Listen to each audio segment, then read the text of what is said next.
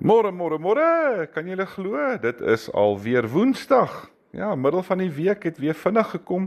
Ek hoop julle het heerlik geslaap en dat julle met die genade van God wakker geword het en hierdie gedagte jou kom vul dat die Heilige Gees deel van jou is. Is lekker om vanoggend weer saam met julle te wees en 'n kort stukkie uit die woord met julle te deel. En ek wil graag vanmôre Romeine 12 vers 13 en vers 15 voorhou. Help die medegelowiges in hulle nood en lê julle toe op gasvryheid. Wees bly saam met die wat bly is en treur saam met die wat treur. Is nogal woorde wat ons gereeld hoor in die Bybel, nê?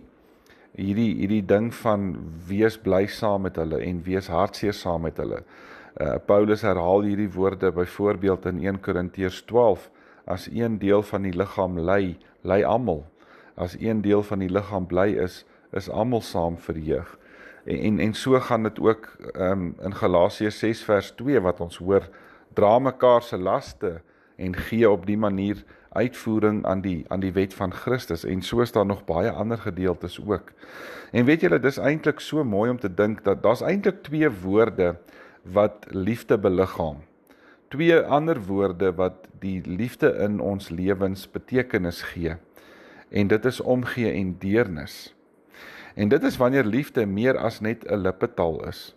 Dis wanneer ek in 'n opregtheid na iemand toe uitreik en myself vir daardie persoon gee.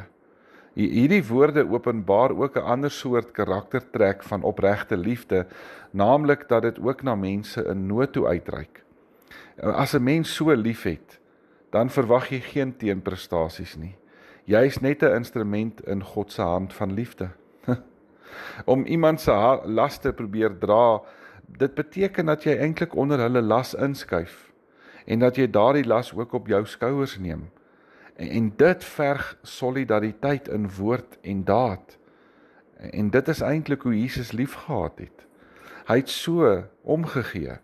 Uiteindelik het hy sy lewe ook gegee, omdat hy vir 'n wêreld in nood gesterf het. Deernis is wanneer jy met jou hart sonder voorbehoud vir iemand oopstel, dat jy saam met daai persoon kan bly wees en saam met hulle kan treur. En deernis vind uiteindelik ook uitdrukkings in sagte oë en sagte hande en sagte woorde, maar dan veral ook 'n sagte hart. Die vraag is dan vanmôre, hoe deel jy in hierdie opdragte van die woord?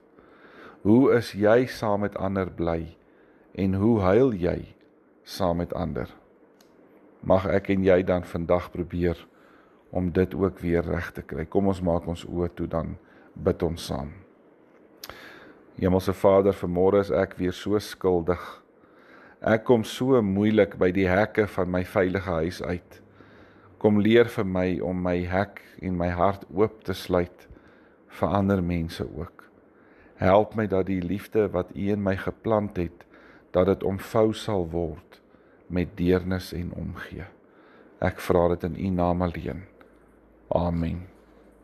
Baie dankie julle. Julle moet 'n wonderlike en 'n geseënde dag verder hê en dan praat ons weer môre. Totsiens.